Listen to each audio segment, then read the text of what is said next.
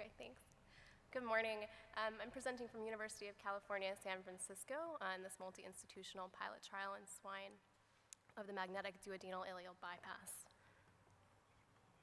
This is our disclosure slide. The senior author is a founder of a company related to the device I'm going to be discussing. I personally have nothing to disclose. I'll give you a little bit of background about our group. Our group at UCSF is interested in using magnetic force to achieve biological remodeling in a wide variety of clinical applications.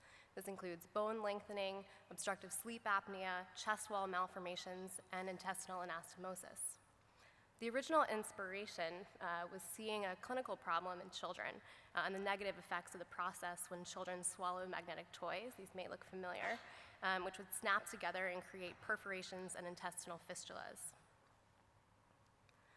Our device for magnetic anastomosis is a two-part magnetic device consisting of self-aligning, symmetric magnetic rings that are encased in a specially engineered polycarbonate casing that creates a gradient of compression. This gradient promotes necrosis centrally while allowing for remodeling and healing at the periphery. This creates a strong, well-formed anastomosis without any retained foreign body. We've been studying this device for about 10 years now, and we've done studies in over 70 pigs, as well as about 10 monkeys.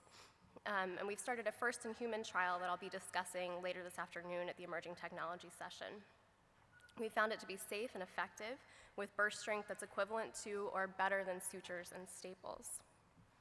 One of the biggest advantages of the device is its ability to create anastomoses either via a minimally invasive or entirely intraluminal technique. And this is in comparison to bulky staplers or hand suturing that requires larger exposure. We think this could have a huge impact on patient care and bariatric surgery. So to switch gears a little bit, we know that bariatric surgery cures type 2 diabetes independent of weight loss, and one of the proposed explanations is the faster delivery of upper intestinal contents to the ileum that results in upregulation of ileal incretins such as GLP-1. We wondered if our work with magnemosis could enable a minimally invasive approach that could potentially mimic larger, more invasive procedures. So the procedure that I'm going to be discussing, the DIPASS, is a small side-to-side anastomosis between the distal duodenum and the distal ileum, creating two different pathways that generates the same effect of increasing the speed of delivery of upper intestinal contents to the distal ileum in a more minimally invasive way.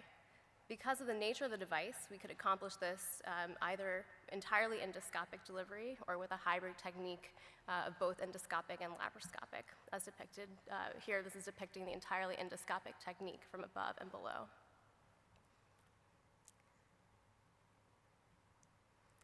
In our pilot trial in swine, we fed 12 Yucatan mini pigs a high-fat diet for 3 months, which induced the metabolic syndrome.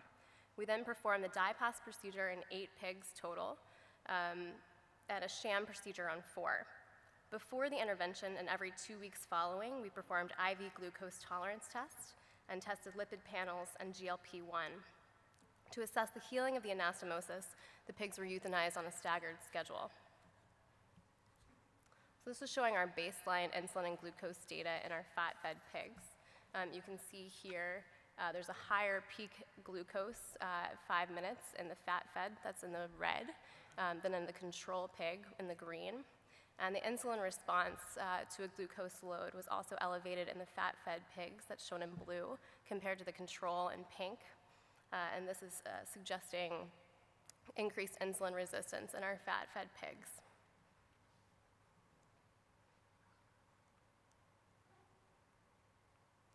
So this is showing our magnets in the intestine. We did an open approach in this pilot trial just for ease of procedure.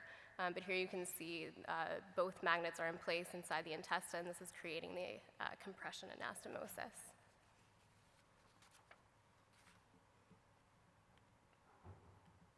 Sorry, I'm having trouble with that. Okay, thanks. So here you can see the anastomoses at 2 weeks and at 6 weeks representative samples. All anastomoses were well healed, and at burst pressures, they all had burst pressures greater than 90 millimeters of mercury.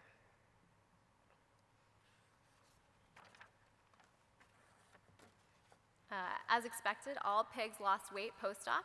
The amount of weight loss was correlated to the size of the anastomosis. In 2 animals, we started out using the 23 millimeter device. We had 2 animals that lost almost half of their initial weight by 8 weeks, and we removed them from the protocol. So we switched to the 17 millimeter device, and in contrast, only moderate weight loss occurred in these pigs. And in fact, the one animal that was on the schedule to be survived for 3 months ended up regaining some of that weight, ending up near baseline. And here you can see the effect of the procedure on insulin secretion. So the DIPASS pigs had overall lower secretion, which suggests some improvement in insulin resistance. But in this small pilot trial, the data were inconclusive. And unfortunately, our groups, as you can see, started out at pretty different baselines, so it muddies the water a little bit there. Our most exciting result was that, as expected, GLP-1 was markedly increased in the DIPASS pigs compared to the sham-operated pigs, thus supporting our hypothesis. We also saw a decrease in lipids in all of the DIPASS pigs. So in conclusion, this is a feasible concept that we can create a magnetic creation of a side-to-side enteroenteric fistula in a swine model. We're also excited to see the size-dependent effect on weight, so pigs that lost more weight with the larger device and less weight with the smaller device, as you would expect. And there was an increase in GLP-1 and reduction in lipids. So we believe that this procedure may mimic the effect of more invasive bariatric surgeries. And because of the nature of the device, we could potentially accomplish this minimally invasively or entirely endoscopically.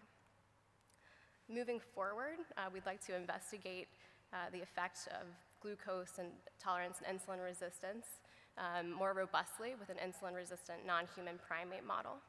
And we're also developing different mechanisms for minimally invasive delivery of our 2-part device. Thank you so much to SAGES for having me, and thank you for our team back in San Francisco.